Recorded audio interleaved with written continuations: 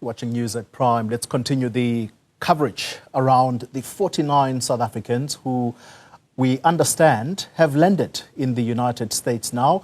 And we discuss this with veteran journalist and author Max du Preez, who previously slammed AfriForum and Solidarity's visit to the United States. Max du Preez, it's good to have you on the show once again. And we'll talk about the low point perhaps this is marking in South Africa's diplomatic relations with the United States. But just initially, your thoughts about the 49 Afrikaners who are now in the United States as refugees. Let me kick off, Collie, by saying I watched your interview with Collie Creel. I found what he said utterly despicable. He should be ashamed. His family should be ashamed of him. He was playing this populist thing of farm murders. He refused to acknowledge that there is no genocide. He kept on talking around and actually shifting the blame. I thought it was despicable. He's become a bit of a Carl Niehaus nowadays, old Cully. I think the 49 refugees is the height of absurdity. And I think every South African who watches this knows there is no genocide. Ek is 'n Afrikaner myself. There is no genocide. We are not being persecuted. Most of us live a privileged life. We have a constitution with a Bill of Rights in which it says you are not allowed to discriminate on the basis of race. We have the Human Rights Commission, we have equality courts, we have an open society, we have a free media. This is just fantasy, and I don't think it's about us. Frankly, Collie, I think this is about Trump's America. They have declared a war against diversity, equality, and inclusion, DEI as they call it, which our version of that is affirmative action and black empowerment. Yeah. And they're grabbing that to demonize us as if in any reasonable person's mind, after 300 years of colonialism and 50 years of apartheid, we could just sit back and say, let the natural forces, the market forces run with it. We had to do something to build on the ashes of the past. Yeah. But Trump doesn't understand it, and he's aided, like Simon said, aided by Elon Musk and Joel Pollak and other ex-South Africans who maybe had unhappy childhoods in South Africa. Yeah. I'm sorry that they did. But I did, let me tell you, I had 3 interviews this morning with British and European television stations. And it's kind of predictable what I was going to say and so on. And then I suddenly realized they don't really believe me. They kept on asking, but why would Trump do this if there's no genocide? Why would Trump do this if farmers, white people don't get their land taken away? And that's the damage it has done. It's demonized our country. It's damaged our country. And AfriForum and Solidarity should take a large part of the blame. Not these 49 people. They must be struggling. I'm sorry for them. Tens of thousands, hundreds of thousands of white people and Afrikaners have emigrated. So they could have gone to the United States or Australia or New Zealand, but they are struggling. They're not successful human beings here.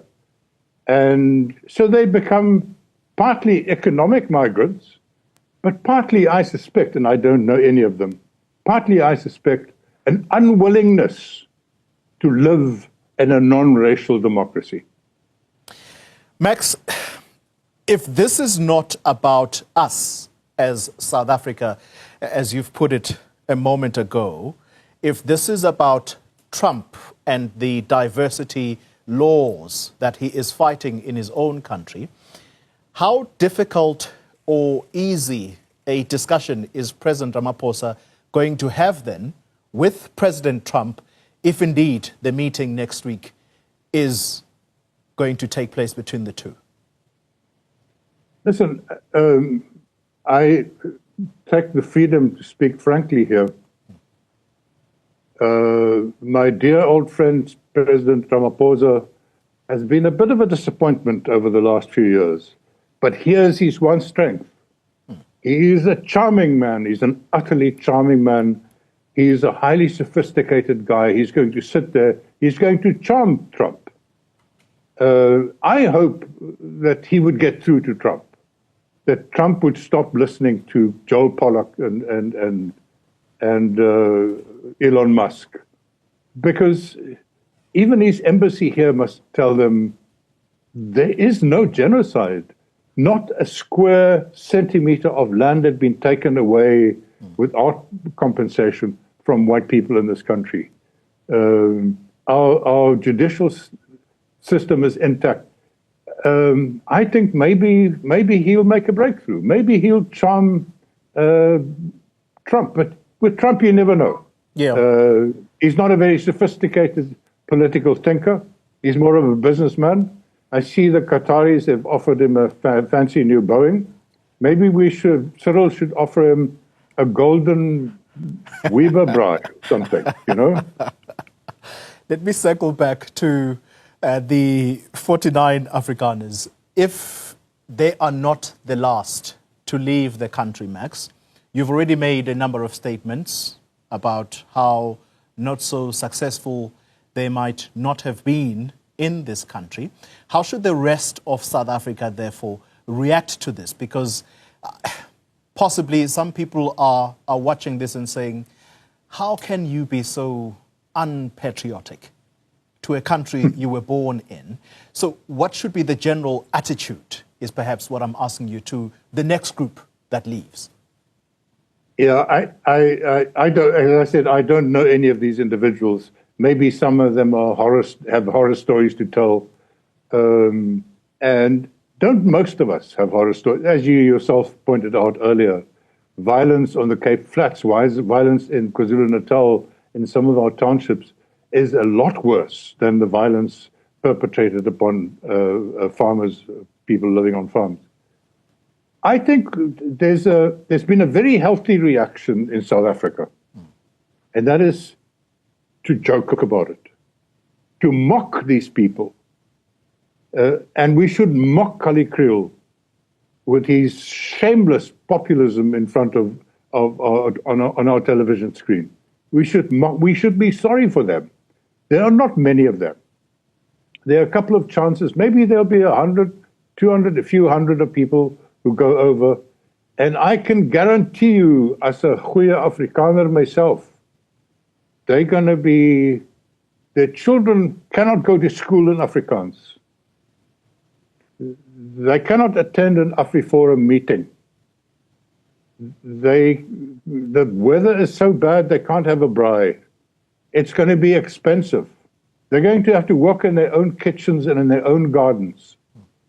They are going to regret moving. And as soon as those stories come back, and they can't come back and attend Oma se verjaarsdag.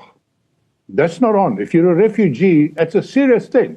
A refugee means your life is in danger. Some other country has to rescue you. No, that's the nonsense. I don't think this is a big phenomenon. I think it's nice to talk about it. It's not a huge phenomenon. As I said, it's more about MAGA America than it is about us. And I think the natural reaction to mock it, to joke about it, is a good one. Let's end the conversation on MAGA America then. They seem to have a huge megaphone, and you have pointed out yourself that perhaps this is doing more damage than we are believing ourselves as South Africans, as you laid out earlier, the number of international media you were talking to, and why to them President Trump would be so insistent on a genocide that's going on here. How do we undo that? How do we take back the megaphone and use it to our advantage? Well, yes, there's the whole thing of where there's smoke, there's fire. And of course, they see smoke, we don't see smoke, and there's certainly no fire. There's a lot wrong with us, but Afrikaner persecution is not one of them. I think we should live this down. I hope President Ramaphosa will be convincing. And I think one other easy step is we should all go and ask Julius Malema, please stop this nonsense. Please stop this populist nonsense by singing that song that is 40 years old and it's not appropriate anymore. You just give ammunition to our enemies. But we should live it down. We should live our lives. A constitutional democracy, we should take hands and we should make ourselves more prosperous. I mean, already we have, and that's what the one thing I had to point out to everybody is we're governed by a government of national unity, where the big partner to the ANC is a majority white Democratic Alliance.